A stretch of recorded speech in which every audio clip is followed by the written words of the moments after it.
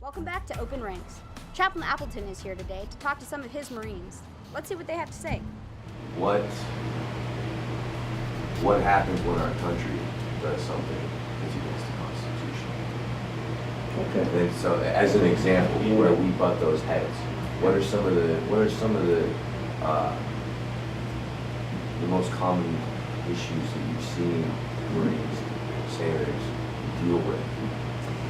You know, in the world of trauma, which I'm a board certified traumatologist, so I work with combat operational stress type things, and sometimes when a service member feels that the institution, the organization that they represent, whether it's a country or it's a military leadership, and they feel like somehow that institution has not kept faith with them, that becomes a critical issue.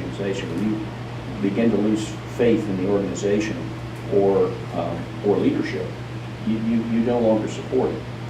And that's why there's got to be a constant reassessment in our ranks and in our leadership about what we do and why we do it and how we do it.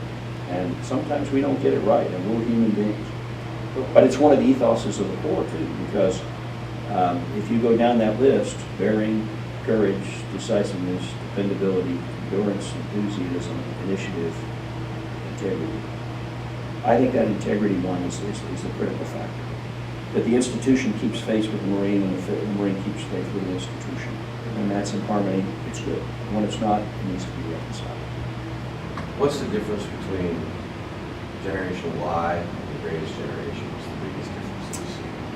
I appreciate you asking that question. It's when I do your inbound new join brief, I talk about this, and I say that when people talk about the greatest generation, they refer back to World War II, that generation, the baby boomers, if you will.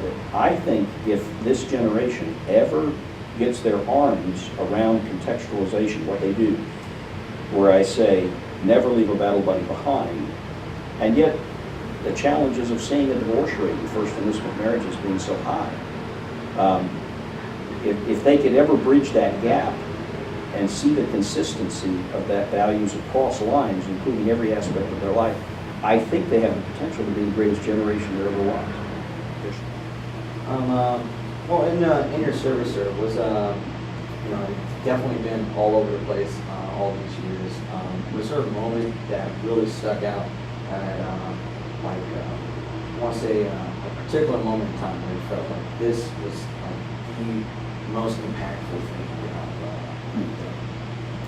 You know, that's a really hard one to try to go back to 38 years and figure out what's that moment. I mean that most sincerely to you.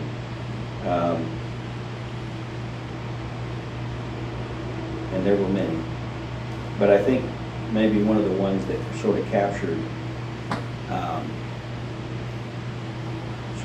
for me the greatness of being a Marine, being involved with Marines in life and in the military, was when I had a Marine Staff Sergeant in my regiment who went into Sangamon Valley on patrol, and he didn't have to go on.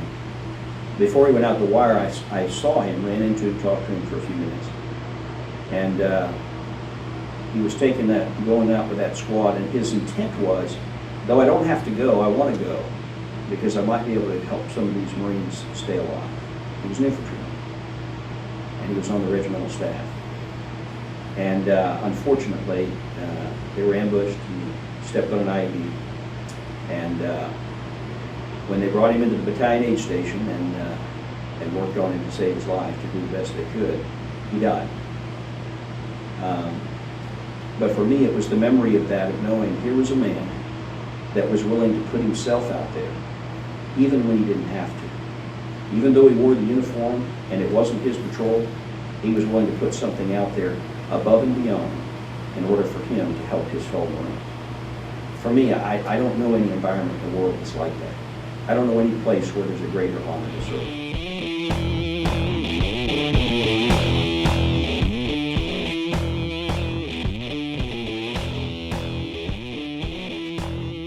Thanks for tuning in to Open Ranks.